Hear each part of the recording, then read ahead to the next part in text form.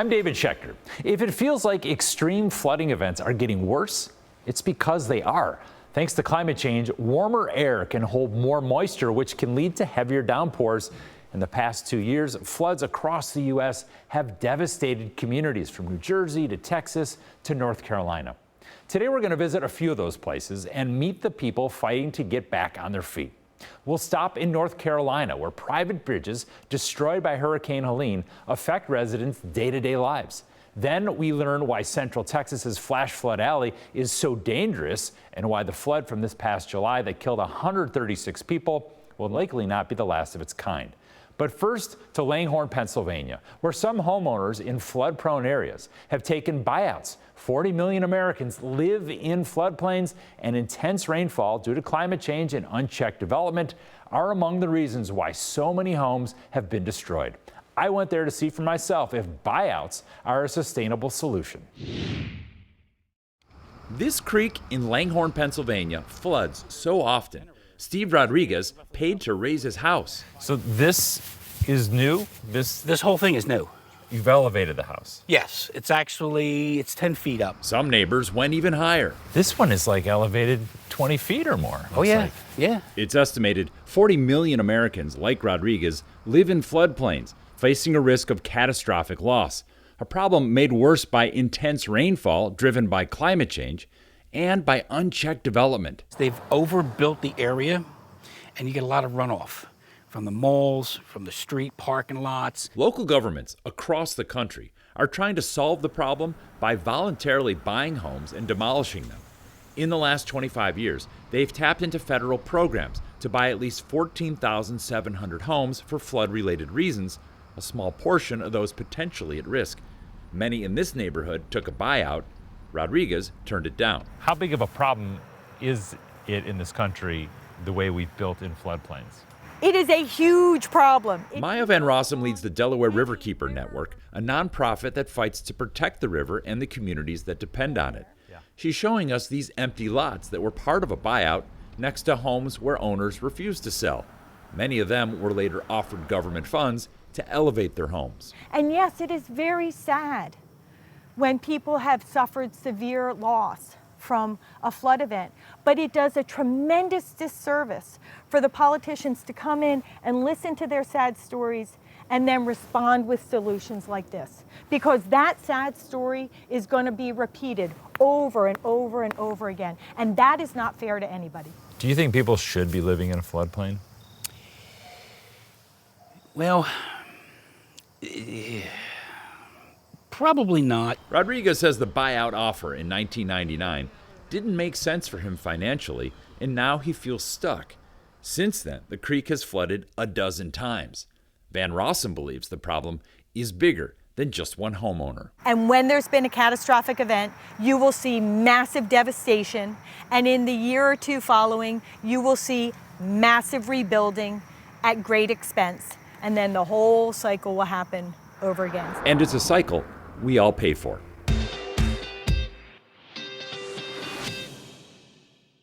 Among the many things Hurricane Helene destroyed were at least 130 private bridges in Avery County, North Carolina. Without those critical transportation links, it's hard to get where you're going, and the state has not provided funds to make repairs. So residents are using materials they already have to create makeshift bridges to cross the rivers. Dave Malkoff has more. Every careful cut and skillful saw line Jeff Hughes makes will soon get buried. I know who's going to be going in this one because he's already spoke for it. But there's no easy way for the woodworker to get that casket to the funeral home.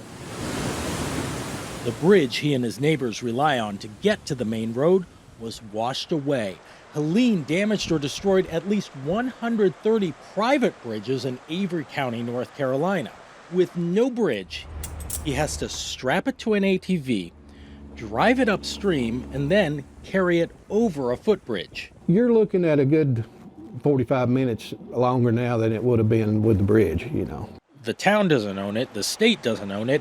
Replacing the bridge will cost him and his four neighbors at least $100,000. Hughes received $3,000 from FEMA, and the bridge was not insured. So this bridge, one of our volunteers put together with telephone poles. Robin Ollis and her volunteers started building temporary private bridges right after the storm using donations, but it's not enough.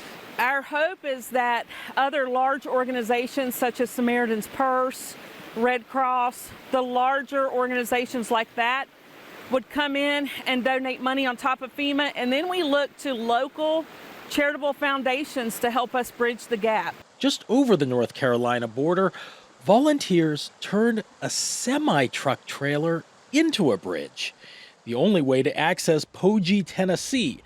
It's since been replaced with railroad cars. Just mountain ingenuity? Mountain ingenuity. Yeah. The people who live here, like Alex Matthews, have no idea if or when they'll get a permanent bridge. The people here were just less significant than others. Well, I don't. You feel that way? Yes, because a lot of places get fixed a lot faster than we do. We're last on the list for everything. In North Carolina, Helene damaged more than 7,000 private bridges, roads, and culverts. They are a critical part of the infrastructure here. But right now, the state isn't providing money for repairs. And so, just days ago, volunteers built a temporary bridge in front of Jeff Hughes' home, helping to keep his casket-making business alive. Up next, the warning signs received by the residents of Texas before the deadly July floods. Were they enough?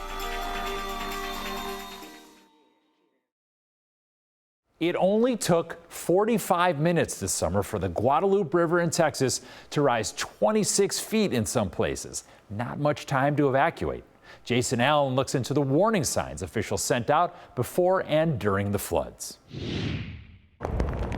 The first sign of trouble came Wednesday, July 2nd, 2 days before the flood.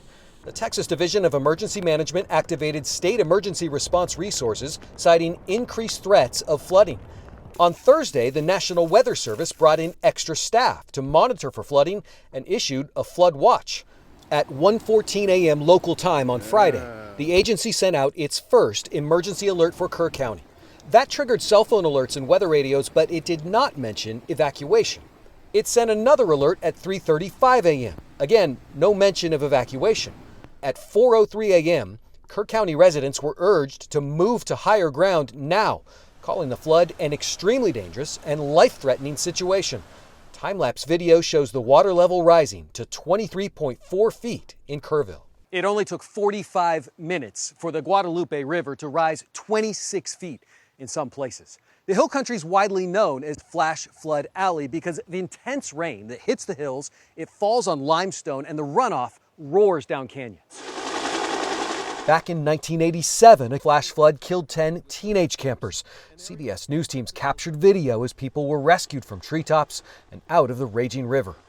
8 years ago, local officials say a lack of funding prevented emergency sirens from being installed. Today, Lieutenant Governor Dan Patrick told us the state could fund an emergency alert system. If they can't afford to do it, then let us do it. Is that a possibility? Sure, we have a special session starting 2 weeks from today. And I think we can take that up and do some other things of funding these sirens.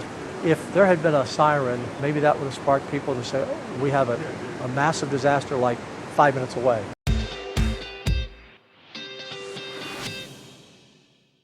The Guadalupe River in Texas that caused that deadly flooding is located in what's called Flash Flood Alley. Torrential rains and hard soil are making building in that area extremely dangerous and vulnerable to flooding. Let's get back to Jason Allen, who explored how changes can be made in the future to ensure the same situations don't happen again. Wow. Lived in Texas 35 years. Never seen anything like this. We walked with Jay Banner on the banks of the Guadalupe River. He's a climatologist at the University of Texas at Austin. We're in a place called Flash Flood Alley. One should be very cognizant about what the dangers are. Banner explained how torrential rains and hard soils make building here so dangerous. The warm, moist air masses rising due to the topography of the steep walled valleys, funneling this water very quickly. Is this something that we need to consider changing, where we can build, how close we can actually be to the water? Sure, this is a big part of the equation. Satellite images show Camp Mystic, where more than 700 children were present during last week's flood, before and after flooding reshaped the surrounding landscape. How well do the models take into account the landscape as far as where it could lead to flash floods? In the same vein as we need to advance our climate modeling, we also do the same with understanding what we call hydrologic processes. Once the water is hitting the ground, where is it going? Since 2016, Camp Mystic has built at least 7 structures in the flood risk area outlined by FEMA flood maps. In 2020, the county adopted rules to limit new construction or substantial alterations in floodways to ensure structures could survive flood events. Today, we asked city officials about their future flood mitigation plans. What changes have been made to ensure if you get heavy rain again a week from now, a month from now, you don't wind up in the same situation? I think that's an important question, and as we are aware, we've been very weather alert throughout the entirety of this, and that's something that we're going to be looking at. Thank you.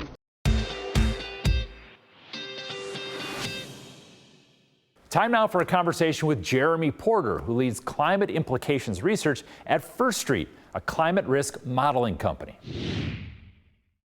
You guys are very focused on flood risks we don't know about. How much is not being telegraphed to us as homeowners around the country? Yeah, it's a really good point because our flood zones and our understanding of flood risk comes directly from FEMA and the development of what are called special flood hazard areas, or these 100-year flood zones. Ultimately, those zones were created for coastal storm surge flooding and for main river channel flooding. What they don't capture is heavy precipitation flooding, and they don't capture climate change or any adjustments to the weather from that climate change. So ultimately, what we're seeing in our models is about not accounting for those two components is that there's about 2.2 times as many properties across the country that have a significant 100-year flood risk as what we find in the FEMA zones. So what kind of economic risk then do people face? I mean, homes are your number one investment for most people. What's the risk here? Yeah, there's a lot of downstream implications. I mean, for the property owner specifically, we're seeing things like insurance increases where insurance exists.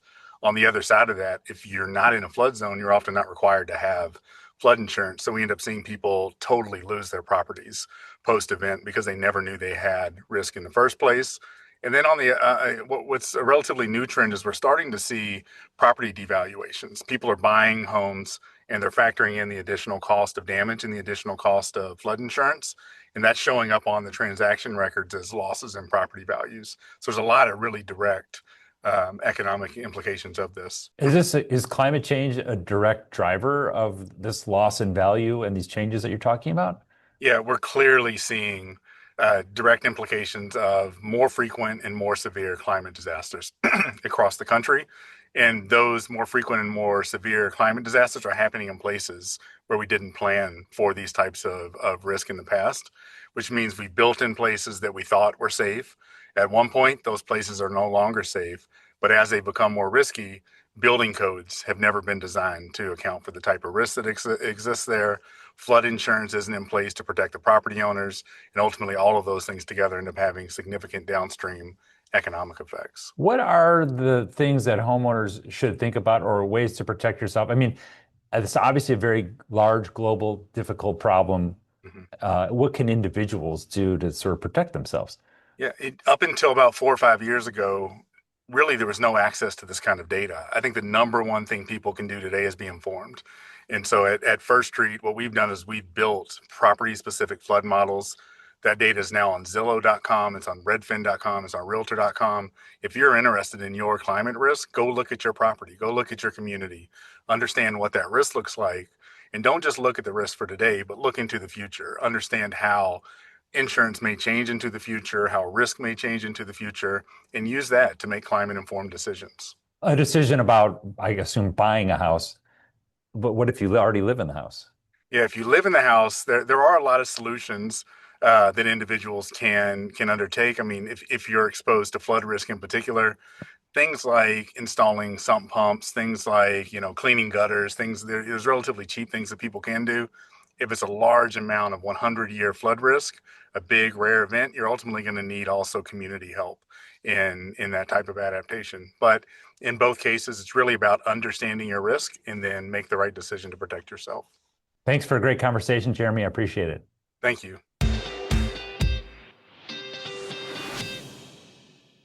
At least 135 people have passed away from the Texas floods. One pastor from the Kerrville Church of Christ held vigils to allow their parishioners space to grieve. Jason Allen has more. Do you have conversations with these guys who are out there every day searching, clearing?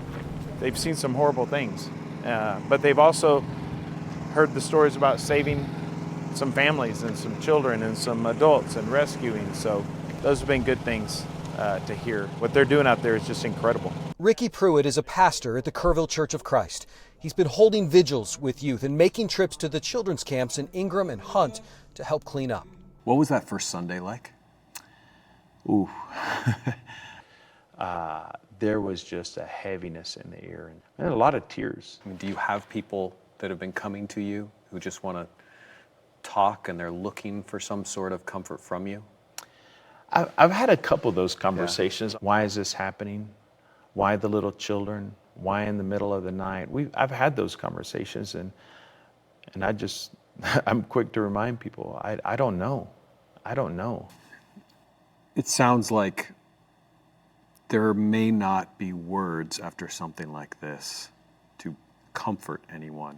You don't have to have the right answers, because people just want to know that they're not alone in this mess and in the hurt.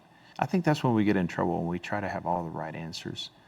But whenever we're with someone, and whether we're trying to help or if we're just hurting with them, I see a lot of healing that happens. Up next, we meet farmers still recovering from flooding in the Midwest 1 year later.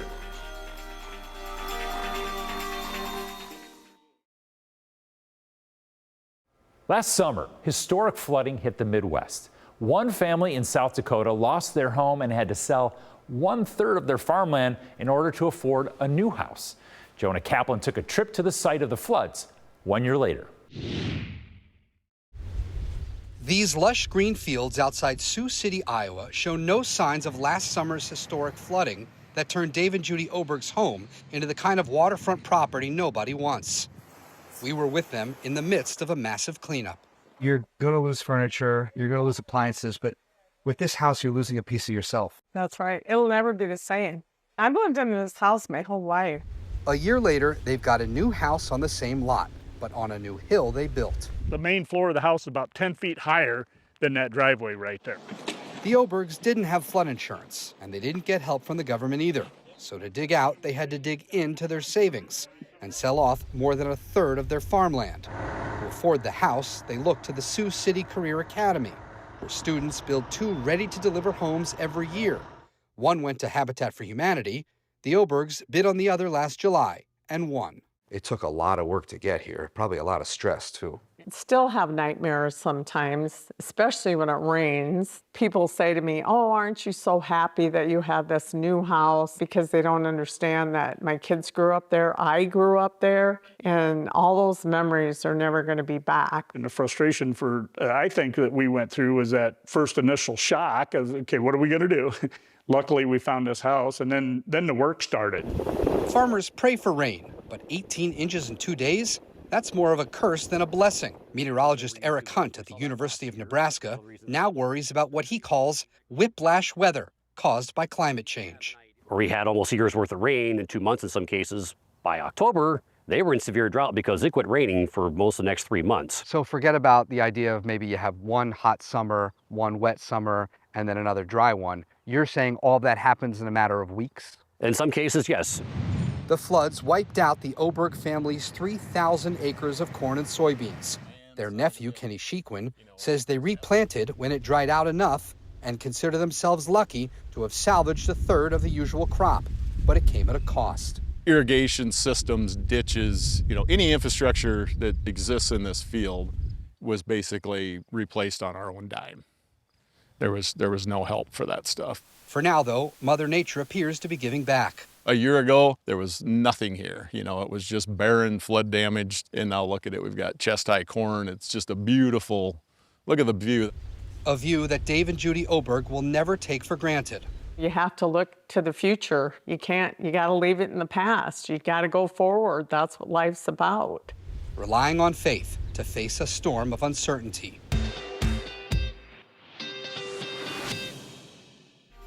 For more stories like these and live coverage of breaking news, stream us right here on CBS News 24/7 across all platforms. Thanks for watching Climate Watch. I'm David Schechter.